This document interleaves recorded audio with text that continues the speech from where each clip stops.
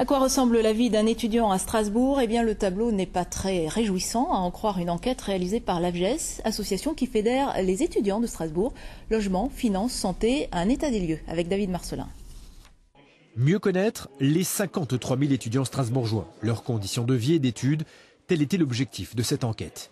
Il en ressort 4 grands points. Concernant le logement tout d'abord, une très large majorité ne vit plus chez ses parents. Un taux bien supérieur à la moyenne nationale, mais le nombre de lits disponibles sur Strasbourg est insuffisant.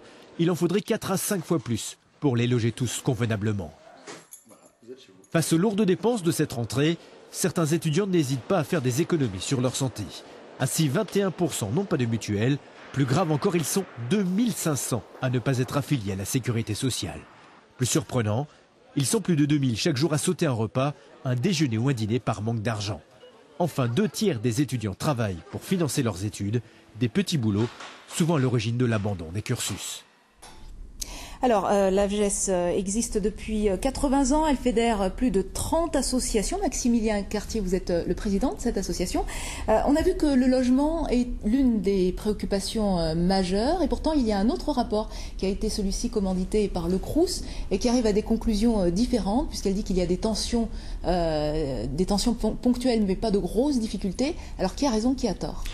C'est une question assez complexe. À vrai dire, il y a des véritables problématiques de logement dans la mesure où vous avez 40 000 étudiants qui n'habitent plus chez leurs parents et seulement 5 000 chambres, comme on a pu le voir dans le reportage. Maintenant, c'est pas parce qu'on n'a pas une révolution au niveau des Crous et une révolte qu'il n'y a pas de pression sur le logement. Généralement, les raisons pour lesquelles les étudiants n'occupent pas certaines chambres de CTU, c'est l'éloignement dans un premier temps, et ensuite le fait que ces chambres sont délabrées et qui n'intéressent pas du tout les étudiants. Ça veut dire qu'elles ne sont pas adaptées, ces chambres? Elles ne sont pas adaptées, les étudiants préfèrent être sur le campus central, quitte à être logés dans le privé et à payer plus cher. Alors, dans votre rapport, on l'a vu dans le reportage tout à l'heure, vous évoquez la santé, vous dites que 5% des étudiants ne sont pas affiliés à la sécurité sociale. Comment est-ce que c'est possible? Donc ça a été une grande nouveauté, une grande surprise au niveau du rapport, c'est que les étudiants, pour faire les économies, ne cochent pas la case au moment de leur inscription pour la sécurité sociale étudiante. Après, malheureusement... Pourquoi? Pour faire les économies, simplement au moment de la rentrée... Parce que c'est payant. Parce que c'est payant, c'est 150 €.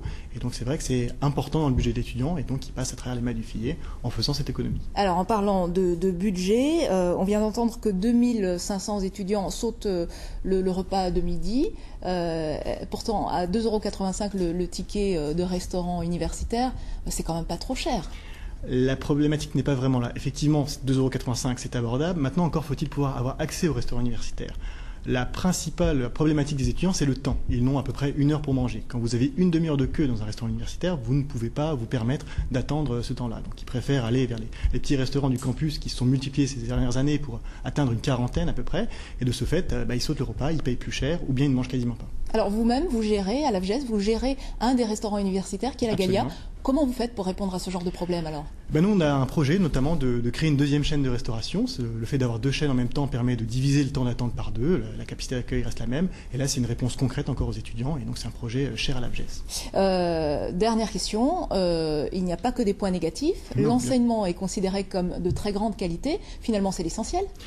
C'est une partie effectivement de l'attrait de l'université. Donc 80% des étudiants sont satisfaits de leur enseignement. Maintenant, la vie de l'étudiant ne se résume pas uniquement à l'enseignement, c'est un tout, c'est la vie étudiante, c'est son quotidien.